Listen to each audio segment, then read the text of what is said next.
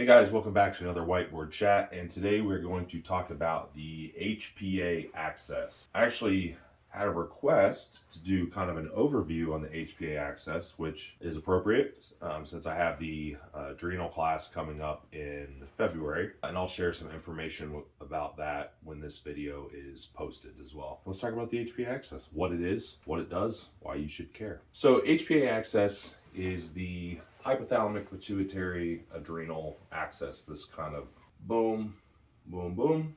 Okay. What we're actually looking at here in this kind of circular motion is the feedback loop, starting with the hypothalamus, which will signal cortico-releasing hormone or CRH to the pituitary, which will signal ACTH, adrenocorticotropic hormone, ACTH.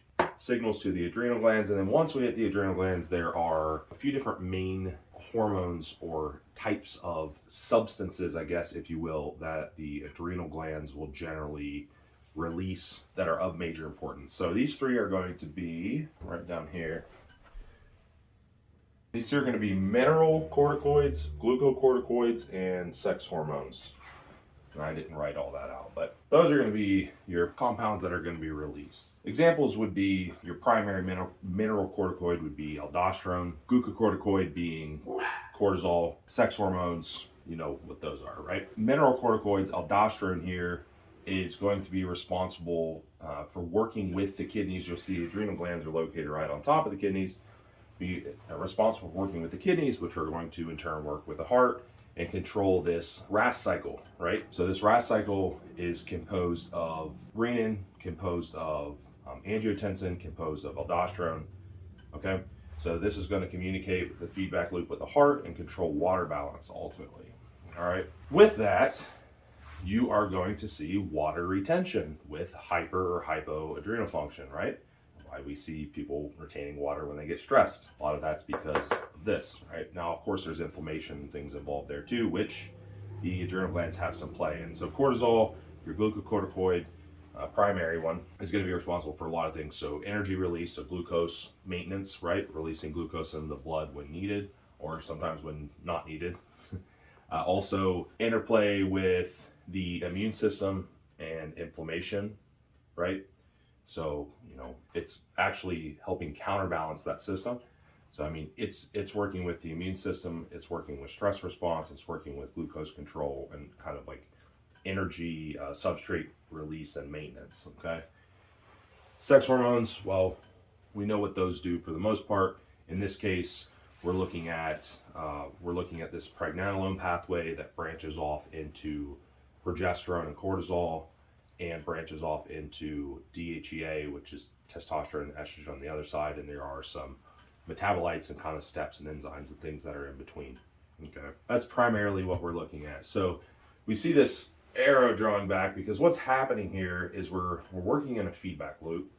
When we see too much or too little of something, we're going to get signal back, and there's going to be either more release or less release. So in theory, in an ideal situation, this feedback loop is going to stay in balance. Now, this feedback loop isn't just initiated by a stressor of any number of stressors. This feedback loop is also initiated on a regular basis, just like glucose maintenance, for example, when you sleep or when you fast. You know, why could you possibly not eat for however many hours or days and not go into a glucose deficient coma, right? Because, you know, you have to have something that's releasing this glucose, right? And then this feedback loop is going to send the signal back down. We see this a lot in pretty much every type of hormone-esque type system. We see it with the testes in males, we see it with the ovaries in females, we see it with thyroid feedback loop, we see it with the gut and the brain. You know, so there's a lot of signaling back and forth, and that's how every one of these systems essentially works in this revolving door. With that, we attempt to constantly maintain balance. Then obviously if we do not, meaning we overtax, you're not going to undertax it, but if we overtax the system, then this feedback loop can't keep up. And of course we end up with either some lack of signaling, so some hypothalamic type of signaling lack there, right? Or we end up with the actual gland being worn out, generally what we see. And then in some cases there are rare disorders like adrenal hyperplasia that would cause overactivity, or there are hypothalamic disorders like primary amenorrhea and stuff that would cause some signaling issues to potentially the adrenal glands or ovaries or whatever it might be. But this hypothalamic pituitary axis is signaling to a lot of different systems. This is just one of them. And we make our way down, we have these effects, and I have this is supposed to be, I guess, like a GI tract, but also it's going to be signaling to all kinds of systems: brains, maintenance of bone tissue, heart, like we said, kidneys, muscles, literally anything in the body. So we cannot live without cortisol. That's one of the few hormones that if it drops to zero, then we are in big trouble. We are done. We can die from that pretty quick. So you would see that in like Addison's disease when there's adrenal crisis and these people are in big trouble. Okay. So that's HPA axis in a nutshell. It's kind of what it does. That's how it works. We'll go into more in the class. Like I said, I'll post a little more information. That'll be on February 11th, which is a Friday at 7 p.m. Eastern.